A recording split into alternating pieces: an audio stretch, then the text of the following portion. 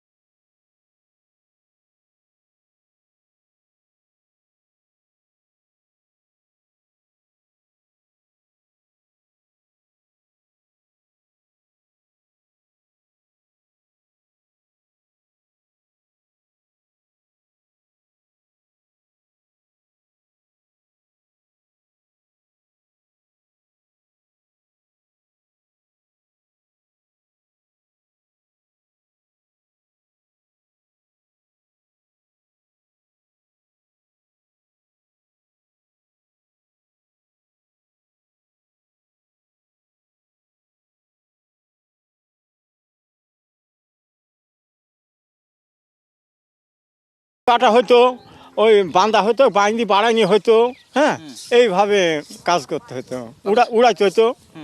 আর এখন ওই মেশিন আইসি আমাদের খাটাখাটিটা একটু কম হয়েছে, কম হইলেও কিন্তু না হলে ভালো হয়েছে মেশিন আইসি, না হলে অসুবিধা ছিল। গম নিয়ে খুব পর্যাপ্ত কষ্ট হতো, সেই কষ্ট হয়তো আপনারা দেখেন না, আমরা দেখেছি, আমাদের জীবনে দেখেছি। এই গম ধরেন বেলা 12টা থেকে আমরা লাগাইতাম বাড়াইতে, হাত মাত কোন করে যেত গিয়ে তা বাড়াইতাম, এই গুঁড়া পিড়ি কেটে বাড়াইতাম, বাড়ি বাড়ি বাড়ি বাড়ি এই কখন ওই বিহালে বাতাস ফিটবে সেই বাতাসে ধরে থাকতাম। খুব কষ্ট করেছি গমে। এই আবার ধরেন আপনার এখন যদি একটা চাষির 20 বিঘা থাকে তাও কোনো টেনশন নাই। শুধু তাই নয়, মাত্র অল্প কয়েকজন কৃষাণী মিলে বেশ কয়েক বিঘা জমির গম কেটে বাড়ি নিতে সময় লাগে মাত্র কয়েক ঘন্টা। আগের চেয়ে তাই সময় তো বাঁচে কৃষি শ্রমিক নিয়োগের অতিরিক্ত খরচও। মনে করেন যে শ্রমিকদের যদি এখন গম কাটতে হতো তাহলে এই মাঠটা লাগবে এখন 3 মাস, আর মেশিন দিয়ে কাটলে মনে করেন যে আমার লাগছে 20 দিন, প্লাস আমার খুবই সীমিত খরচ হচ্ছে। 3টা লেবারের দাম হচ্ছে 1200 টাকা, কিন্তু 1 বিঘি গম খেয়ে লাগবে আপনার 8টা লেবার। সে জায়গাটা আমি 1200 টাকাতে মনে করেন যে আমি গম ঘরে তুলে ফেলছি, তাহলে আমার অনেক সুবিধা হচ্ছে।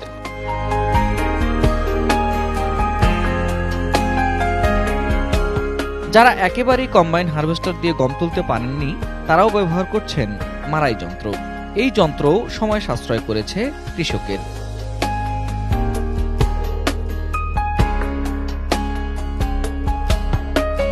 কৃষকেরা জানালেন এবছর আবহাওয়া অনুকূলে ছিল না। গম রোপণের পরপরই কয়েকবার বৃষ্টির হানা। তাছাড়া গম যখন বের হয়ে আসে সে সময় ভারী বৃষ্টিপাত হয়েছিল বেশ কয়েকদিন। তবে এই প্রতিকূলতা যতটা চিন্তায় ফেলেছিল, ফলনে তার প্রভাব কম। কৃষকরা তাই আশাবাদী গমের উৎপাদন নিয়ে। গমকে 10 বিঘা ভুঁই কেন 20 বিঘা ভুঁই এখন করা যায় সময়। গম বাড়াবো, এতে আপনার মাঠটা কম, তারপরে আপনার লাগছে কম, এই যে খাটনি লাগছে কম।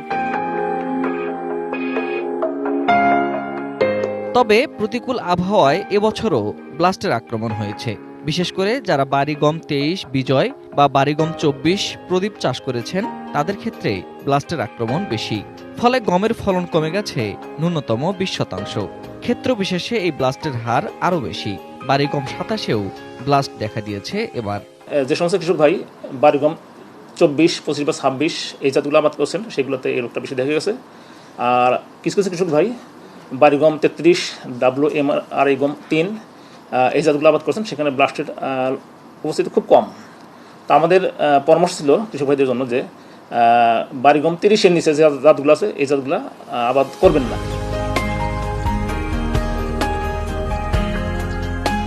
তবে এর মধ্যেই যারা বাড়ি গম 30 বা 33 আবাদ করেছেন তারা ফল পেয়েছেন ভালো। এই জাতগুলো ব্লাস্ট প্রতিরোধী হওয়ায় উৎপাদনও ভালো। প্রতি বিঘায় 18 থেকে 20 মণ পর্যন্ত ফলন পেয়েছেন কৃষক।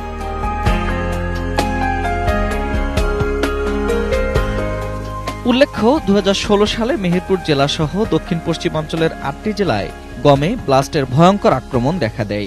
এতে 2018 সাল পর্যন্ত এ অঞ্চলে গমের আবাদ মারাত্মকভাবে ক্ষতিগ্রস্ত হয়।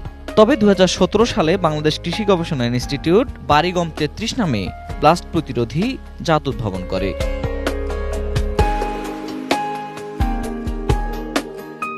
মেহেরপুরের গম খেতে কথা হচ্ছিল কৃষক আব্দুল গফুরের সঙ্গে। প্রায় 30 বছর ধরে গম চাষ করছেন তিনি। জানালেন, জলবায়ু পরিবর্তনের ফলে গমের জাত দ্রুত পরিবর্তন করতে হচ্ছে কৃষকদের। গমে রোগ দেখা দিলে কীটনাশক স্প্রে করেও দমন করা যাচ্ছে না। তাই লাভজনক হলেও গমের জাত নির্বাচন নিয়ে সিদ্ধান্তহীনতায় ভুগতে হয়। আবহাওয়া পরিবর্তন হচ্ছে, আবহাওয়া পরিবর্তনের সাথে গমের বীজ আমাদের পরিবর্তন করতে হবে। কারণ গত 5 বছর আগে যে বীজটা ছিল সেই আবহাওয়া তো এখন আর সেটা নাই, পরিবর্তন হচ্ছে। তাহলে আমার মনের থেকে বলছে যে আবহাওয়ার সাথে আমাদের গমটাও পরিবর্তন করতে হবে, নতুন পদ্ধতিতে, নতুন প্রযুক্তিতে নতুন বীজ আমদানি করতে হবে। তাহলে মনে হয় চাষি দিকে ভালো হবে। গম চাষের আরও একটি প্রতিবন্ধকতা হলো বীজের উচ্চ মূল্য। বাজারে ভালো মানের বীজের দাম বেশি থাকায় নিজের উৎপাদিত গমই বীজ হিসেবে ব্যবহার করছেন কৃষক। এর ফলে একদিকে ফলন যেমন কমছে, তেমনি রক্ষা পাচ্ছে না জাত বিশুদ্ধতাও। আবার রোগাক্রান্ত গম বীজ হিসেবে রাখায় সেই রোগ ছড়িয়ে পড়ছে দ্রুত। এই 2000 টাকা দিয়ে 1 বিঘা হয়ে আপনার বীজ কিনা লাগে, তখন এই 2000 টাকা দিয়ে বীজ কিনে নেবো, ওই বাড়ির যা আছে তাই বুনি। ফলনটা এখন আমরা ধরা খেয়ে যায়। হয়তো মনে করেন এখন 2 মণ গমের দাম কত, 3 মণ গম যদি 4 মণ গম বাড়ে তাহলে 4000-5000 টাকা বৃদ্ধি আসে। কিন্তু ওই দিকে তখন আমাদের সার মাটি কিনতে গিয়ে আপনার ওই বিছুন কিনতে গেলে মেলা খরচ চলে আসে। তবে মেহেরপুরের কৃষি সম্প্রসারণ অধিদপ্তর বলছে, একটা সময়ে ব্লাস্টের কারণে গম চাষে নিরুৎসাহিত করা হয়েছিল। ব্লাস্ট প্রতিরোধী জাত উদ্ভাবিত হওয়ায় এ জেলায় নতুন করে গম চাষে উৎসাহ পাচ্ছেন কৃষক। চলতি 2021-22 অর্থ বছরে মেহেরপুর জেলায় গম আমাদের লক্ষ্যমাত্রা ছিল 12,100 হেক্টর, আমাদের অর্জন হয়েছে 12,500 হেক্টর। তার অর্থ হলো 400 হেক্টর আমাদের লক্ষ্যমাত্রা থেকে বেশি অর্জিত হয়েছে। ইতিমধ্যে আমাদের 75% জমির গম কর্তন করা হয়েছে, যেখানে গড় ফলন পাওয়া গেছে 3.6 টন প্রতি হেক্টরে। তো আগামী বছর আমাদের পরামর্শ হলো কৃষকদের জন্য, তারা যেন এবছর যে জমিতে ব্লাস্ট হয়েছে দেখা গেছে ওই জমি থেকে যেন বীজ সংগ্রহ না করেন। এই জমি থেকে যদি বীজ সংগ্রহ করা হয় তাহলে আগামী বছরও এই বীজ বুনলে সেখানেও ব্লাস্টের প্রাদুর্ভাব দেখা দিতে পারে। আর বাড়িগম 33 সহ WAMRI 3 এই দুটো জাত আবাদ করার জন্য পরামর্শ দিচ্ছি। যদি কৃষক ভাইরা সময় মতো চাষ করেন, বীজ শোধন করেন এবং এই যে আধুনিক জাতগুলো রোগ প্রতিরোধী জাত বাড়িগম 33 বা WAMRI 3 এগুলো যদি আবাদ করেন তাহলে আমার বিশ্বাস যদি আবহাওয়া ভালো থাকে আগামী বছর আমার গমের ভালো ফলন পাবো।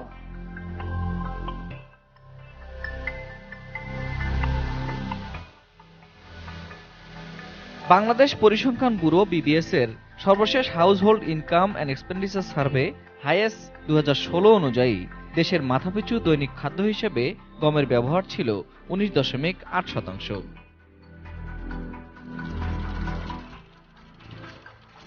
চাহিদা বাড়লেও 90 দশকের শেষ দিক থেকে গমের উৎপাদন কমতে শুরু করে বাংলাদেশে। 1998-99 অর্থ বছরে দেশের গমের উৎপাদন হয়েছিল 19,08,000 টন। এটি এ পর্যন্ত বাংলাদেশে গমের সর্বোচ্চ উৎপাদন।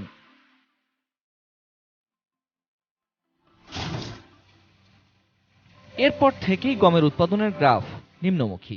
2006-07 অর্থ বছরে উৎপাদন নামতে নামতে তার পরিমাণ দাঁড়ায় প্রায় 7,25,000 টনে। এরপর অবশ্য পণ্যটির উৎপাদন কিছুটা বাড়তে শুরু করে।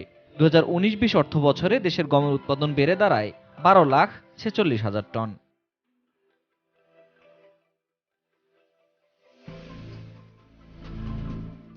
দেশে গমের মোট চাহিদা কম বেশি 70 লাখ টন, আর উৎপাদিত গমের পরিমাণ 10 থেকে 12 লাখ টনের মধ্যে সীমাবদ্ধ। তাই গমের চাহিদা মেটানোর প্রধান উৎস হয়ে দাঁড়িয়েছে আমদানি। জাতিসংঘের খাদ্য ও কৃষি সংস্থা FAO-র হিসেবে বিশ্বের যে কয়টি দেশে সবচেয়ে দ্রুত হারে গমের আমদানি বাড়ছে তার মধ্যে বাংলাদেশের অবস্থান দ্বিতীয়।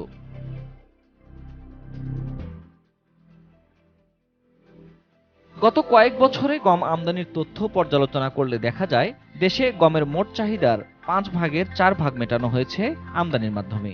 2016-17 অর্থ বছরে আমদানি করা গমের পরিমাণ ছিল 56,09,000 টন। 2017-18 অর্থ বছরে 57,79,000 টন, 2018-19 অর্থ বছরে 53,36,000 টন এবং 2019-20 অর্থ বছরে 63,66,000 টন গম আমদানি করতে হয় বাংলাদেশকে। 2020-21 অর্থ বছরেও 53,42,800 টন গম আমদানি করতে হয়েছে বাংলাদেশকে। বাংলাদেশ অর্থনৈতিক সমীক্ষা 2021 অনুযায়ী 2017-18 অর্থ বছরে গম আমদানিতে বাংলাদেশের ব্যয় হয়েছে 1494 মিলিয়ন মার্কিন ডলার। 2018-19 সালে 1436 এবং 2019-20 অর্থ বছরে 1650 মিলিয়ন মার্কিন ডলারের গম আমদানি করেছে বাংলাদেশ। এই অবস্থা থেকে মুক্ত হতে হলে গমের উৎপাদন বাড়াতে হবে দেশকে। এজন্য উষ্ণ আবহাওয়া সহনশীল জাতের গম উদ্ভাবনের উপরে জোর দিতে হবে। বিশেষজ্ঞদের মতে গম উৎপাদন অঞ্চল চিহ্নিত করে নিবিড় গম চাষ অঞ্চল গড়ে তোলা গেলে এই উৎপাদন বাড়ানো সম্ভব। নিবিড় গম চাষ অঞ্চলের চাষিদের হ্রাসকৃত মূল্যে উন্নত মানের গম বীজ, সার ও কীটনাশক এবং সহজ শর্তে ঋণের ব্যবস্থা করা গেলে বাংলাদেশ গমের উৎপাদন অন্তত 20 লাখ মেট্রিক টনে উন্নীত করতে পারবে। দর্শক, অনুষ্ঠানের এ পর্যায়ে ছোট্ট একটা বিরতি নিচ্ছি। কোথাও যাবেন না, আমাদের সঙ্গেই থাকুন।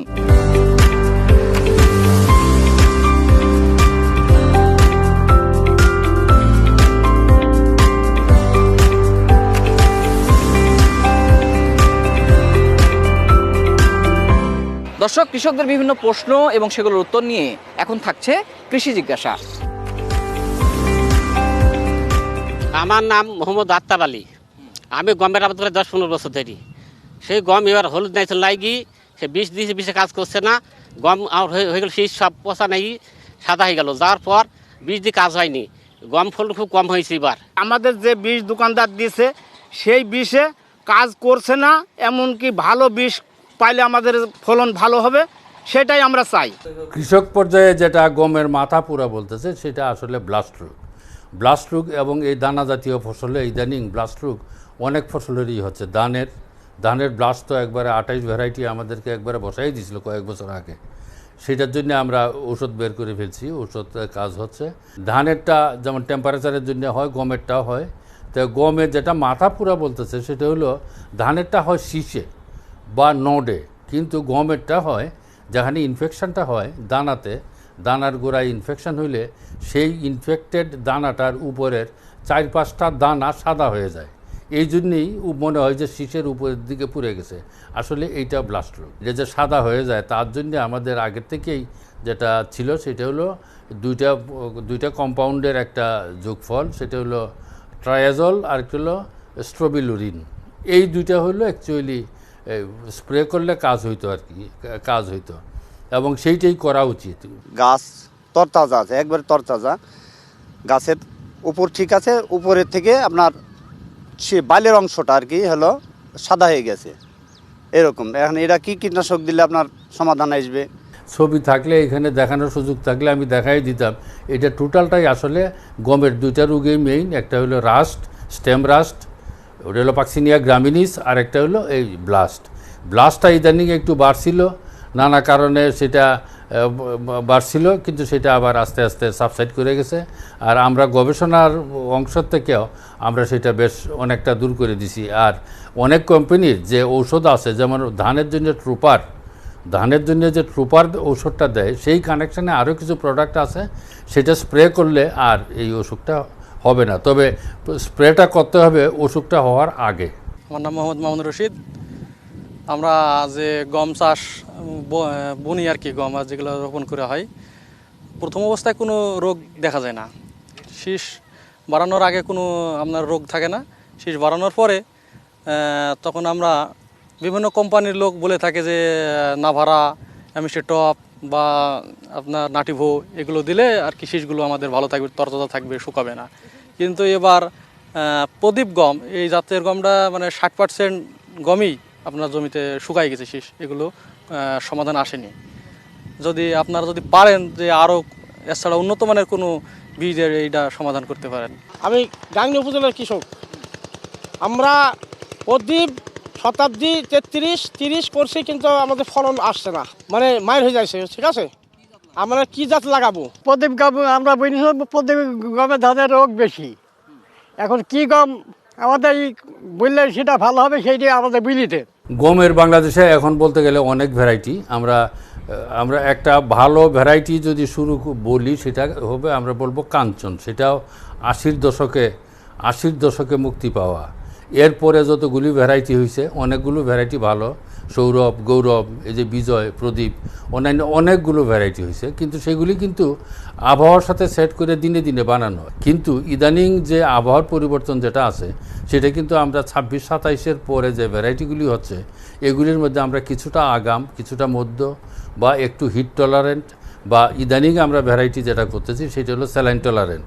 আমার মনে হয় ভ্যারাইটির পক্ষ থেকে এ বর্তমান আবহাওয়াকে সেট করার জন্য সবচেয়ে ইম্পর্ট্যান্ট যেটা সেটা হলো টাইম অফ সোয়িং, আমরা কোন সময় বপন করব এইটা। কিন্তু ভ্যারাইটির দিক দিয়ে রিসার্চ আমি বলবো অনেক দূর আগানো আছে। তবে শেষ দিকে যে ভ্যারাইটিগুলি হয়েছে এগুলি আগে, গমটা তো আগে বিআরের আন্ডারে ছিল, একটা বলতে গেলে একটা বড় ছাতার মধ্যে ছিল, কিন্তু সেটা এখন আলাদা ইনস্টিটিউট হওয়ার পরে আমার মনে হয় যে এক্সটেনশনের সাথে যে ডেমোগুলি হবে, বাইরের ডেমো, সেইখানে কিছুটা লিমিটেশন হচ্ছে। সেটা এখন রিসার্চ এবং এক্সটেনশন তারা সময়ে সময়ে মিটিং করে বলে দেয় যে এইবার এই ভ্যারাইটি ওইটা। আমার মনে হয় এইটিই সমাধান। এটা কৃষকের এটা নিয়ে এত চিন্তা করার কোনো প্রয়োজন নেই। এই গমের জমিতে আমাদের যে ইঁদুরের উৎপাত, দানা বিষ, তারপর আপনার ওই যে পাউডার বিষ, হ্যাঁ গম বিষ, এই বিভিন্ন রকম বিষ ব্যবহার করছি, কিন্তু কোথাও কোনো বিষয়ে উপকৃত হয়নি আমরা। ইঁদুর দমনের জন্য কৃষি বিভাগে প্ল্যান্ট প্রোটেকশন উইংয়ে প্রত্যেক বছর বড় বড় এবং জাতীয় পর্যায়ে অনুষ্ঠান করা হয় ইঁদুর দমন করার জন্য।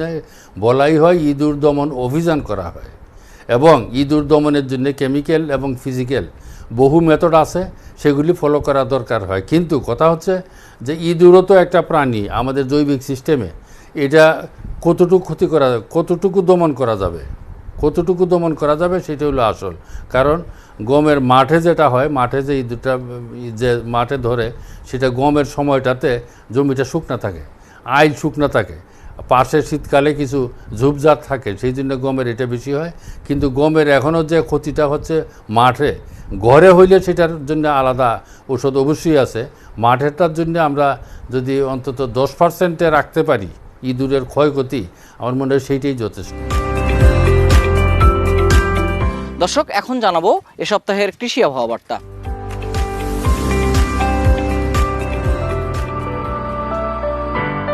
মৌসুমের স্বাভাবিক লঘুচাপ এখন দক্ষিণ বঙ্গোপসাগরে অবস্থান করছে। এর প্রভাবে রংপুর ও সিলেট বিভাগের কিছু কিছু জায়গায় এবং রাজশাহী, ঢাকা, ময়মনসিংহ ও চট্টগ্রাম বিভাগের দু একটি জায়গায় অস্থায়ীভাবে দমকা হাওয়া সহ বৃষ্টি বা বজ্রসহ বৃষ্টি হতে পারে। সারা দেশে অস্থায়ীভাবে আকাশ মেঘলা থাকতে পারে। দিন ও রাতের তাপমাত্রা অপরিবর্তিত থাকবে।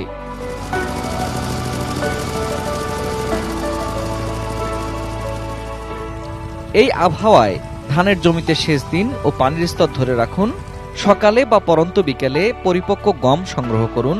বেগুনে ডগা ও ফলা ছিদ্রকারী পোকা দমনে ব্যবস্থা নিন। কুমড়া জাতীয় সবজিতে মাছি পোকা থাকলে দমন করতে হবে। আম মুকুলের শোষক পোকা দমনে প্রয়োজনীয় ব্যবস্থা নিতে হবে। দর্শক, কৃষকরা বলছেন এখন মাঠে যে গম চাষ হচ্ছে সেগুলোর ফলন যথেষ্ট ভালো। তারপরও জলবায়ু পরিবর্তনের কারণে এই গমগুলো নানা রোগে আক্রান্ত হচ্ছে। আবহাওয়া এবং জলবায়ুর সঙ্গে যায় এমন কোনো জাত যদি আবিষ্কার করে তাদেরকে দেওয়া হয়, তাহলে তারা গম চাষকে আরও বেশি ছড়িয়ে দিতে পারবেন এবং বাংলাদেশ একদিন গম চাষে একটা অবস্থানে দাঁড়িয়ে যাবে। এটিএন নিউজের কৃষি ও প্রযুক্তি অনুষ্ঠান আজকের মতো এখানেই শেষ করছি। সবাই ভালো থাকুন, সুস্থ থাকুন, এটিএন নিউজের সঙ্গে থাকুন। দেখা হবে আগামী পর্বে অন্য কোনো জায়গা থেকে অন্য কোনো ফসলের গল্প নিয়ে।